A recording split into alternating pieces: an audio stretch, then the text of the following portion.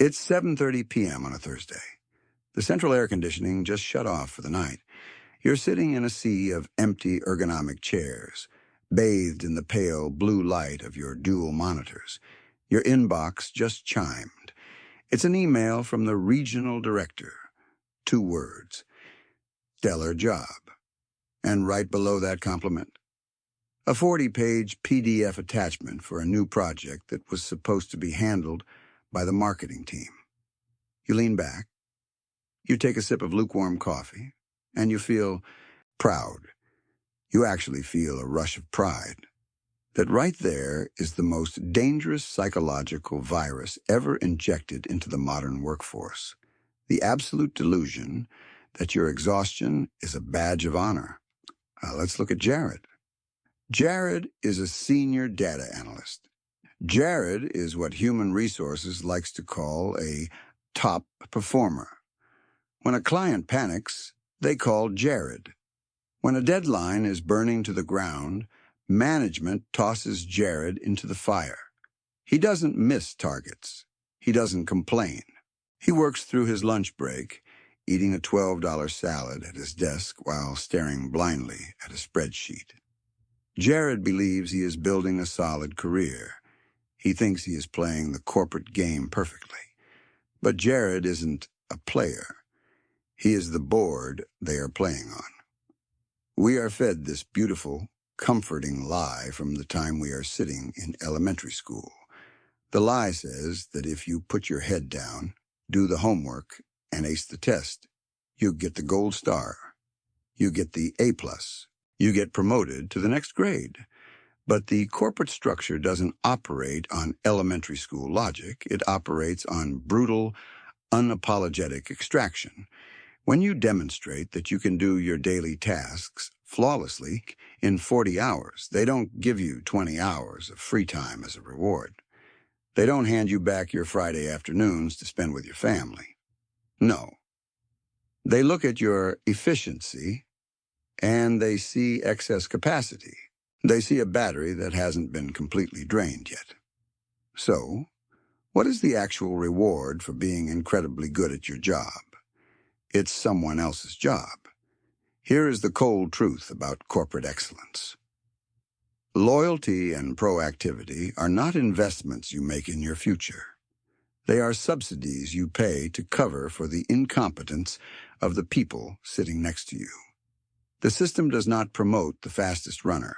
It just straps a heavier backpack onto him until he slows down to match the pace of the herd. Look around Jared's office. 3 cubicles down is Kevin. Kevin is aggressively mediocre. Kevin takes hour-long coffee breaks. Kevin submits reports that are riddled with basic formatting errors.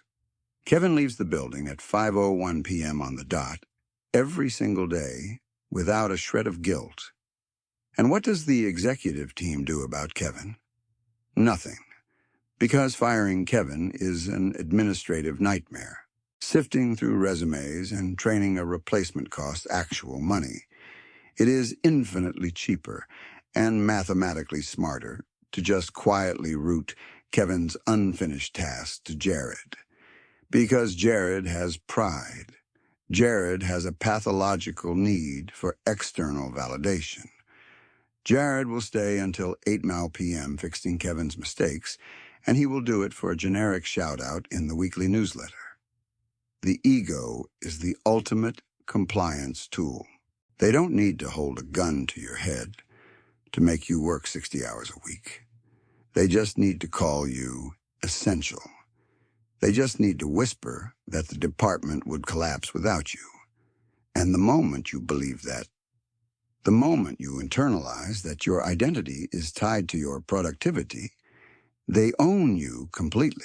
You become a self-managing asset, a machine that happily tightens its own screws. Jared is trading irreplaceable hours of his finite biological life for a digital pat on the back. The modern enterprise isn't an ecosystem of mutual growth. It is a highly optimized maze. And the employee of the month isn't the winner. He is just the lab rat who figured out how to sprint on the wheel so fast that it powers the lights for the entire cage. The cheese is an illusion. The wheel is the only reality. You think your hard work is building a bridge to financial autonomy. You think the executives notice your sacrifice and are silently preparing to hand you the keys to the kingdom. But the truth about this performance trap goes much deeper than just losing your evenings. There is a hidden mathematical decay happening to your paycheck every time you say yes to a new responsibility without a raise. And once you realize how your own competence is actively bankrupting your hourly value, the corporate machine relies on a very specific type of predator to keep this game running. Enter the middle manager. Let's call yours Marcus. Marcus is not your mentor. Marcus is a highly incentivized warden in a very comfortable prison.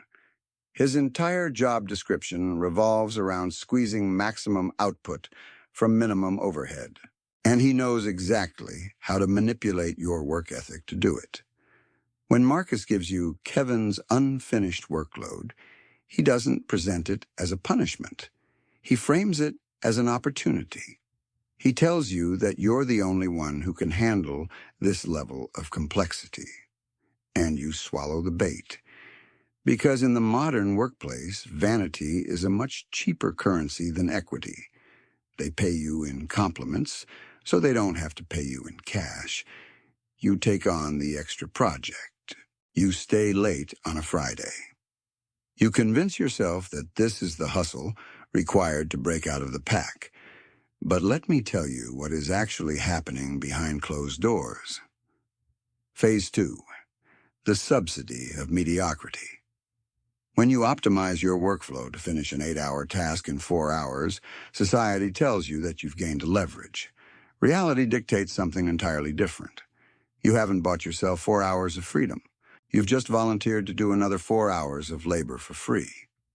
This is the core mechanic of performance punishment. If a machine in a factory runs twice as fast as the others, the foreman doesn't turn it off early. He feeds it more raw material until the gears start to smoke. You are that machine. The human brain wasn't designed to sprint on a relentless corporate treadmill just to cover the slack of the slow runners in the pack. You are chewing through your own psychological bandwidth to keep the mousetrap functioning smoothly for the executives. Think about the exhaustion that hits you on Saturday morning. You wake up drained. You don't have the energy to work on a side business. You don't have the focus to read a financial statement. Your cognitive reserves have been entirely depleted by Friday afternoon. Exhaustion is the ultimate retention strategy. A tired worker is a compliant worker. A worker who is too burned out to look for an escape route will stay in the cubicle forever. You aren't just losing your evenings. You are subsidizing the survival of the weakest links in your department. Kevin gets to go home, watch television, and sleep 8 hours because he knows subconsciously that your ego won't let the project fail.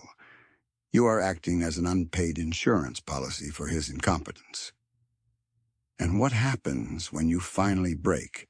What happens when the stress induces a panic attack, or your immune system crashes, and you drop the ball for the very first time? Marcus won't remember the 100 times you saved the department. He will only see a malfunctioning asset. The grace period for a high achiever is 0. The baseline expectation for you is perfection. The baseline for Kevin is mere existence. You've successfully negotiated the absolute worst deal in the history of human labor. Phase 3. The sunk cost of loyalty. You sit in traffic on Monday morning, staring at the taillights of a finance car in front of you. Your stomach ties itself into a knot. That anxiety isn't a medical condition. It's an alarm bell. Your biological instincts are screaming that you are being consumed. To cope with this psychological drain, you start spending money you don't have. You buy an expensive gadget you don't need, or book an overpriced trip just to feel a temporary spike of control. You are bleeding capital to treat the symptoms of an environment that is actively exploiting your competence. Taking ownership of a process without taking equity in the profit is just glorified volunteer works. And the moment you put real numbers behind this illusion, the moment you calculate the true cost of your dedication, let's do the math. The Human Resources Department prays you never figure out. Let's look at the brutal arithmetic of corporate loyalty. You make $80,000 a year. On paper, it sounds like a decent living. You are hired to work 40 hours a week. If we run the numbers, that means your baseline market value is roughly $38 an hour. That is what your time is worth to the machine. But you are a top performer. You are Marcus's favorite asset. So you take on the marketing project. You cover for Kevin's mistakes. Suddenly, you aren't working 40 hours anymore. You're logging in on weekends. You're answering emails at 9 p.m. You are easily pushing 60 hours a week.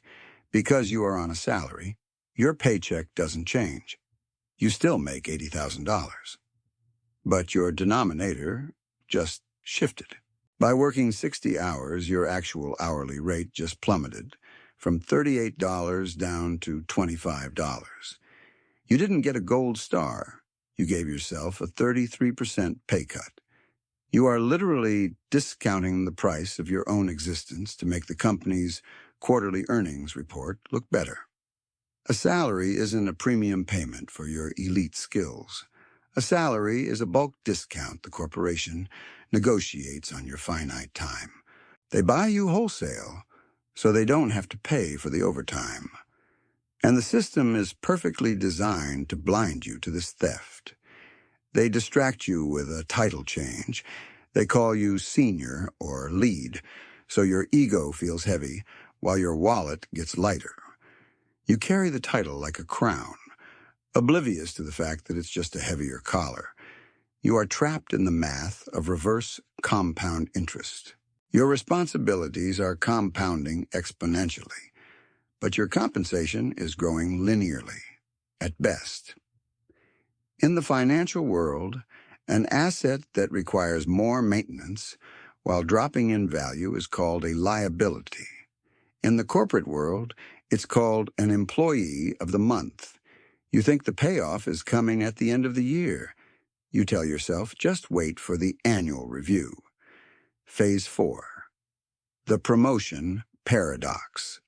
Let's examine that annual review. You sit in a glass room. Marcus shakes your hand.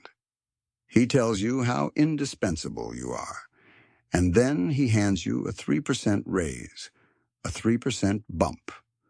While real-world inflation, the cost of groceries, housing, and energy, is sitting at 5 or 6%.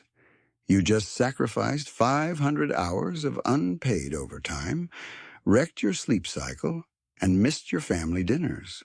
For a raise that doesn't even cover the increased cost of the premium coffee you buy to stay awake at your desk, you didn't move forward. You sprinted on the wheel just to slow down your backward slide.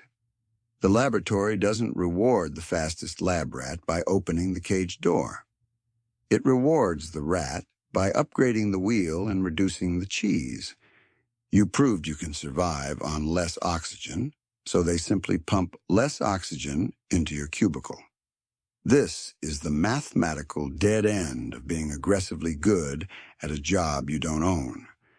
Every ounce of extra efficiency you generate doesn't build your wealth. It builds the CEO's equity. You are acting as a human server rack, processing extra data for free, while the owners of the network collect the subscription fees. You are 35 years old. You have maybe 4 decades of cognitive prime left. If you keep trading your absolute peak performance for linear, depreciating wages, you're going to wake up at 65 with a framed certificate of appreciation and a shattered nervous system. The realization is terrifying. If being excellent is a trap and being incompetent gets you fired, what is the mathematical way out? Because right now, You are playing a game rigged to ensure the house always wins. And the only way to stop losing is to stop playing their game and start playing yours. Phase 5. Strategic mediocrity. The antidote to performance punishment is not to march into Marcus's office tomorrow morning, flip your desk, and quit. That is an emotional fantasy sold by internet gurus who want to sell you a course. The real exit strategy from this specific trap requires cold discipline, silence, and the mastery of a deeply uncomfortable concept: weaponized incompetence. You need to become a ghost in the corporate machine. You don't drop the ball completely. You just stop diving to catch the balls that were thrown at other people. You must ruthlessly recalibrate your output to perfectly match your compensation. If they are buying 40 hours of your time, you give them 40 hours of perfectly acceptable, unexceptional labor. You hit the baseline metric. You smile in the endless status meetings. You nod thoughtfully when management talks about synergy. And when the clock strikes 5, you physically and psychologically sever the connection. When Marcus asks you to take on Kevin's overdue marketing project, you don't argue. You don't throw a tantrum about fairness. You look him dead in the eye and say, "I would love to help the team out, but my bandwidth is currently maxed out, ensuring my primary tasks are delivered flawlessly. Which of my current duties should we pause so I can accommodate this new request?" You force the system to acknowledge the physical limits of the transaction.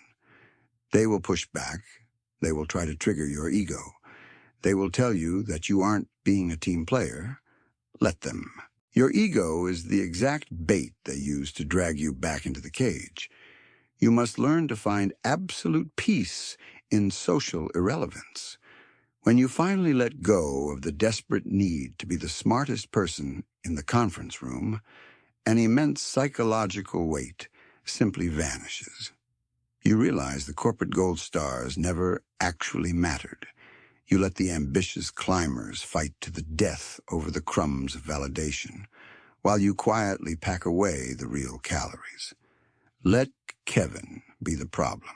Let Marcus panic. Their administrative emergency is not your collateral damage, because the vital energy you are hoarding by being strategically average is the exact fuel you are going to need to build your actual escape route. Phase 6. The Shadow Empire.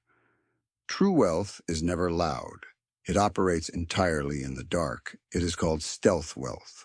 The moment you reclaim those 20 hours a week from the corporate slaughterhouse, you don't spend them watching television or financing a new truck to impress people you fundamentally dislike. You deploy that recovered mental bandwidth into building your own unshakable equity. You aren't waking up exhausted on Saturday morning anymore.